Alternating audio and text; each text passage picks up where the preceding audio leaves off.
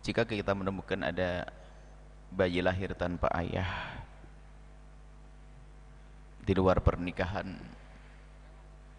maka ini kesempatan bagi Anda untuk mendapatkan pahala besar dari Allah, yaitu apa?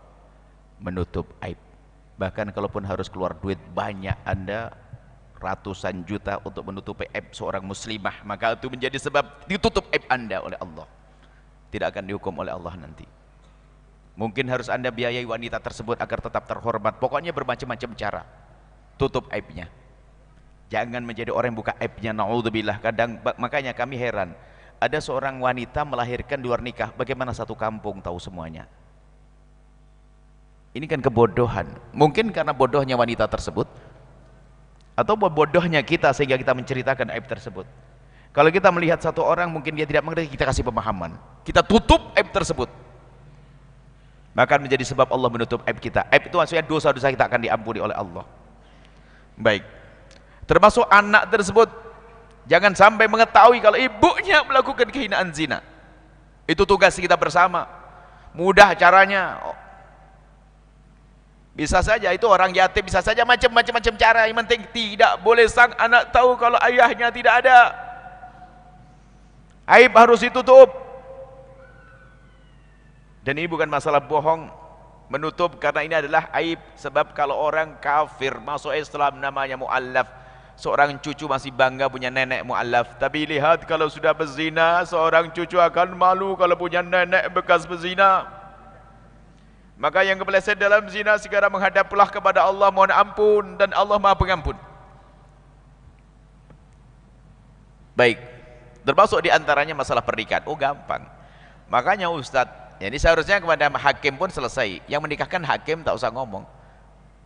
Bahkan siapapun bisa, misalnya bapak sambungnya dan sebagainya, bisa berperan seolah-olah. Hakim itu harus paham. Makanya kalau megang kemahkamahan, ngerti dong fikih, ada isyarat. Kalau ada ayahnya gimana? Sudah isyarat sudah paham, kayaknya nggak ada ini.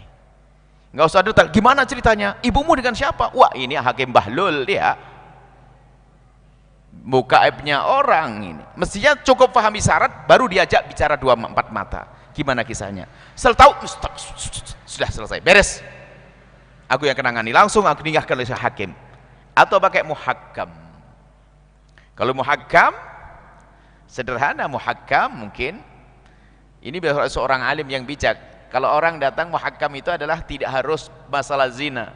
Mungkin walinya tidak ada dan sebagainya, maka mau ke hakim, hakim juga mungkin tidak mudah karena masalah-masalah yang pelik misalnya kayak begini tadi.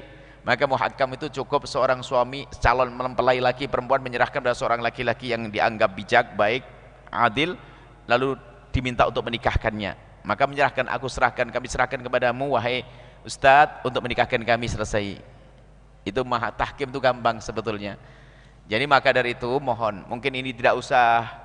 Kalau memang ada orang punya permasalahan semacam itu, datang kepada seorang alim akan faham. Seorang alim yang ngerti fikih akan faham. Bukan sekedar ngerti ilmu fikih, nggak cukup. Di samping dia mengilmu fikih, dia ngerti ilmu akhlak.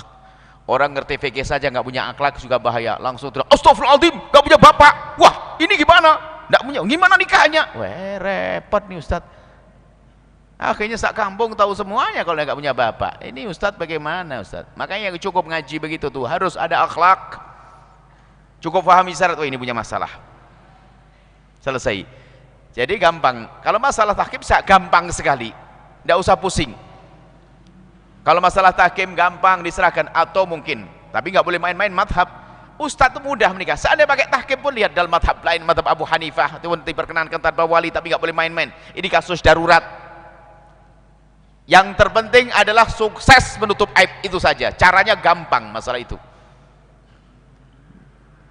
Apa lagi? Hah? Bintinya diberikan binti siapa saja, bapaknya penerus boleh, menutup aib toh, nggak akan merusak. Bintinya siapa? Bapak tirinya, bapak siapa? Nggak usah pusing masalah binti. Ini harus, makanya saya tegas begini biar serius. Ustadz kalau ngurusi begini yang serius. Bintinya siapa? Yang penting orangnya benar, jangan kau binti.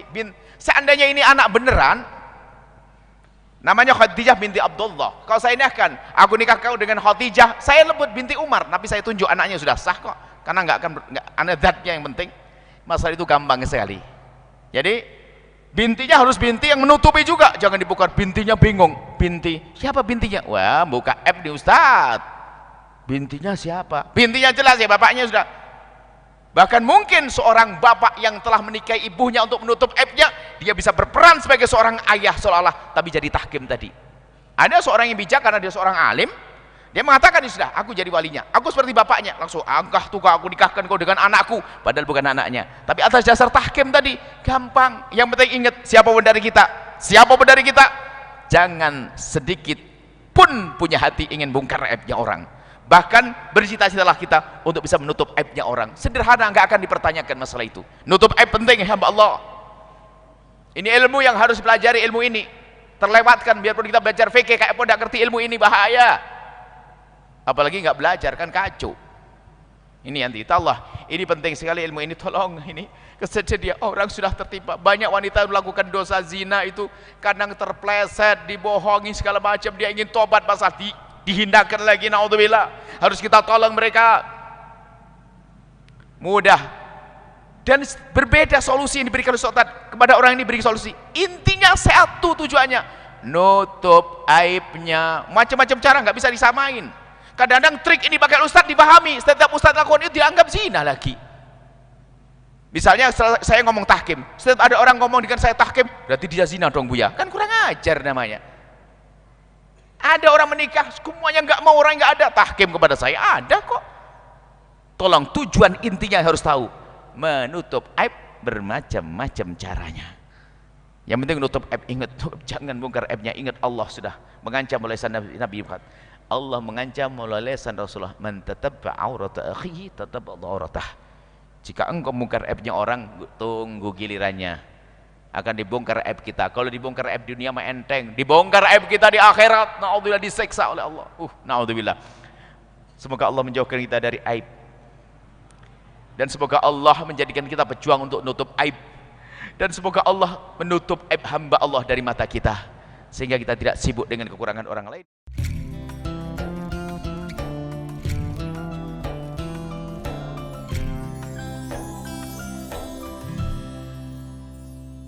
Sahabat Al-Bahjah TV, setelah menyaksikan video ini, jangan lupa bersolawat kepada baginda Nabi Muhammad. Shollu ala Nabi Muhammad. Allahumma sholli alaihi wa ala alihi wa sahbihi.